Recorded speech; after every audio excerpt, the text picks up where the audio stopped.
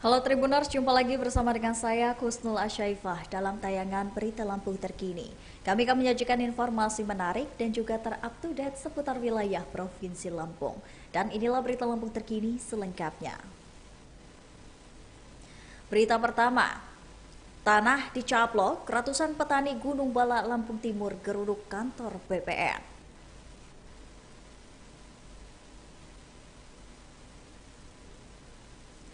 Ratusan petani penggarap lahan hutan register 38 Gunung Bala Lampung Timur menggeruduk kantor Badan Pertanahan Nasional atau BPN pada Kamis 30 November 2023 hari ini.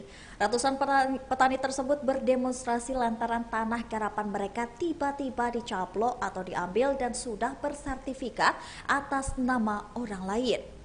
Luas lahan petani yang dicaplok itu mencapai 401 hektar yang berada di 8 desa. Kedelapan desa itu meliputi Desa Sri Pendowo, Desa Bandar Agung, Desa Waringin Jaya, Wana, Sri Menanti, Giring Mulyo, Sri Bawono, dan juga Brawijaya. Berdasarkan pantauan, ratusan dari petani tiba di kantor BPN Lampung ini pada sekira pukul 11 siang. Kedatangan mereka disambut pagar kawat berduri. Dalam orasinya, petani mengklaim bahwa san itu adalah telah mereka garap selama 20 tahun. Namun, tiba-tiba terbitlah surat sertifikat hak milik atau SHM atas nama orang lain tanpa sepengetahuan para penggarap. Bahkan petani penggarap mengaku tidak pernah mengetahui dan melihat adanya aktivitas pengukuran yang dilakukan oleh BPN Lampung Timur.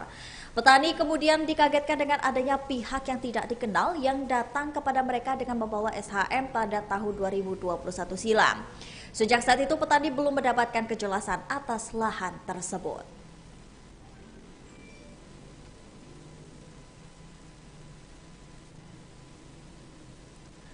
Berita selanjutnya, menggelapkan motor. Seorang tukang tambal ban di res area Lampung Tengah ditangkap. Seorang tukang tambal ban di res area kilometer 116B Jalan Tol Bakauheni Terbanggi Besar, Lampung Tengah ini ditangkap karena membawa kabur motor temannya pada Selasa 12 September 2023 silam. Pelaku berinisial AS berusia 31 tahun yang merupakan warga Kampung Bumi Raharjo, Kecamatan Bumi Ratu Nuban, Lampung Tengah. Motor korban bernama Nur Halimah, 36 tahun. Ia gadaikan seharga 2 juta rupiah, lalu dibelikannya 7 buah ban bekas dan dijual di lapak tambal ban miliknya. Roma menjelaskan kronologi kasus ini bermula pada September lalu. Saat itu, AS mendatangi korban untuk meminjam motor. Motor yang diincar pelaku adalah Honda Beat warna putih berplat nomor BG6819YAD milik Nur Halimah. Korban tinggal di rumah kontrakan Dusun 6 Bumi Ayu, Kampung Bumi Raharjo, Kecamatan Bumi Ratu Nuban. Tak hanya itu, pelaku lalu menghilang selama 20 hari. Lalu korban pun gelisah. Ternyata motornya yang seharga 10 juta itu digadaikan pelaku kepada warga Trimurjo seharga 2 juta rupiah. Uang tersebut lalu dibelikannya 7 buah ban bekas, yakni diantaranya 7 buah ban bekas truk untuk stok di bengkelnya di rest area kilometer 116B. Korban pun melaporkan kejadian ini ke Polsek Bumi Ratu Nuban. Polisi langsung menyelidiki terhadap pelaku. Setelah diidentifikasi, ternyata pelaku terjerat 2 kasus sekaligus dengan bukti laporan penggelapan pasal 378 dan 372 KUH Pidana.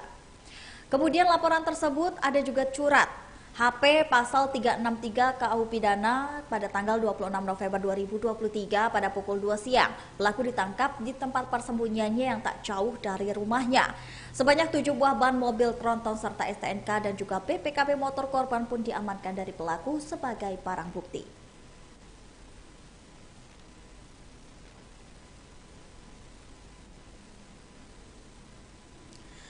Berita selanjutnya, kecelakaan maut di Tol Lampung Tengah menewaskan 1 pekerja di seruduk Datsun.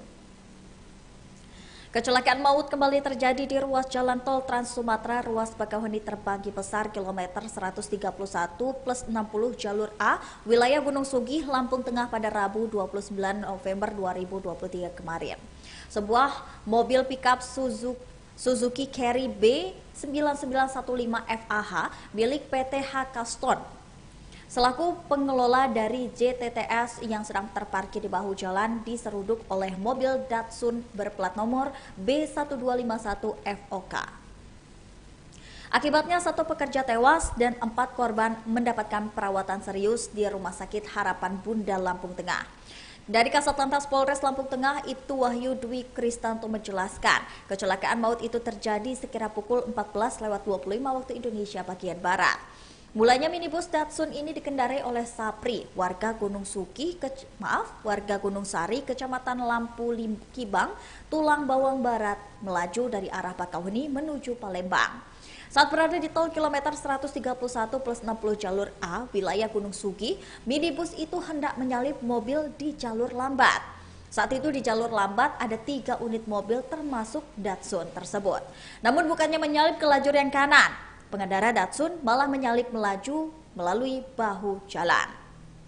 Sementara itu di bahu jalan ada mobil pickup dengan 3 pekerja yang sedang parkir untuk melakukan perbaikan jalan.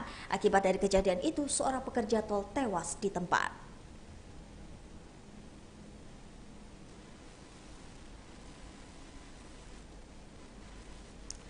Kebakaran di kontrakan Bandar Lampung, motor dan 30 ayam hangus terpanggang.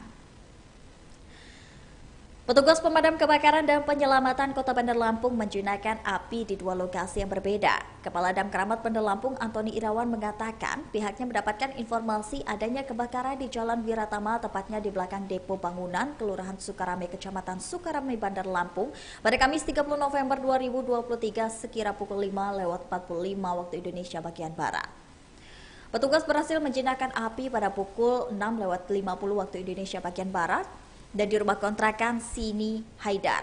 Bangunan yang terbakar yakni adalah kontrakan yang terdiri dari 2 pintu.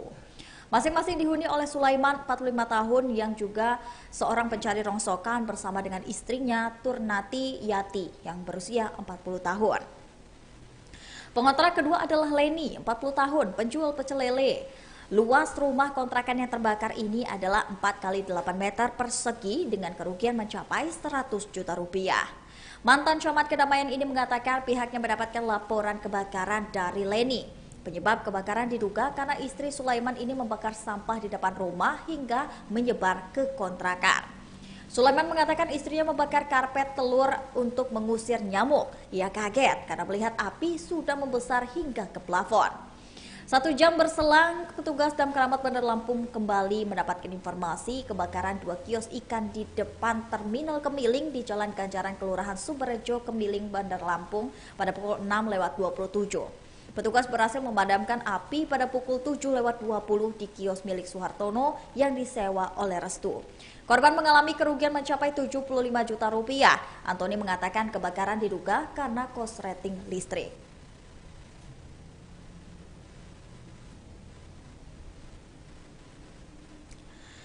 Berikut ini Dinas PUTR Metro mengklaim spesifikasi Tugu Pena sesuai dengan aturan.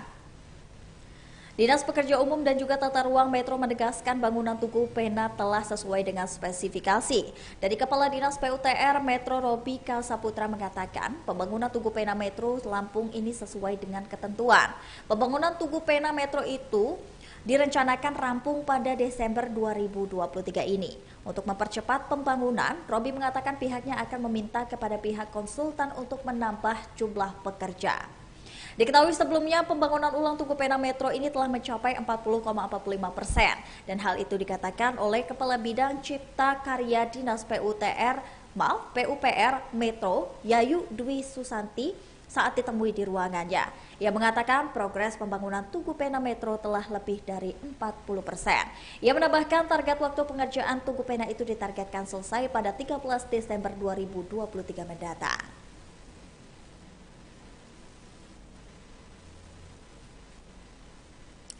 Berita terakhir datang dari PWNU dan juga PO Muhammadiyah Lampung yang mengecam konflik di Bitung. Pengurus wilayah Nahdlatul Ulama atau PWNU dan juga pengurus wilayah Muhammadiyah Lampung mengecam konflik di Bitung, Sulawesi Utara pada Kamis 30 November 2023. Peristiwa itu menyebabkan seorang korban tewas dan 2 lainnya luka-luka. PWNU dan juga PW Muhammadiyah pun mengajak untuk semua pihak dapat menjaga kondusivitas agar kejadian serupa tidak terjadi di tempat lain. Ketua PWNU Lampung Puji Raharjo mengatakan, konflik di tengah masyarakat yang sedang berkembang menjadi dinamika sosial politik. Ia berharap dengan adanya peristiwa serupa tidak terjadi lagi di tempat lain karena akan menyonggak kebangsaan dan kebinekaan di Indonesia. PWNU dan juga PW Muhammadiyah Lampung mendukung tindakan preventif dan juga responsif yang dilakukan pemerintah melalui petugas keamanan agar peristiwa serupa tidak menyebar dan terulang di tempat lain. Ia pun meminta agar masyarakat dapat menahan diri dan tidak mudah terprovokasi oleh oknum yang tersebar di berita informasi yang dapat memecah belah persatuan. Menurutnya, masyarakat harus lebih mengawasi dan juga menerima informasi yang beredar di media sosial dengan lebih jeli. Dari Ketua PW Muhammadiyah Lampung, yakni Sudarman, mengatakan bahwa NU dan Muhammadiyah merupakan dua organisasi terbesar yang terlibat dalam proses perumusan kemerdekaan Indonesia. Pihaknya perlu ikut andil dalam menjaga stabilitas negara untuk menghindari perpecahan antar bangsa. Baiklah Tribuners, itulah tadi berita Lampung terkini bersama dengan saya Kusnul Asyaifah. Jangan lupa untuk terus saksikan video selengkapnya di YouTube Tribun Lampung News Video, Facebook Tribun Lampung, Instagram Tribun Lampung, dan juga TikTok Tribun Lampung. Dan jangan lupa untuk saksikan video selengkapnya. Masih bersama dengan saya Kusnul Asyaifah, pamit undur diri. Terima kasih.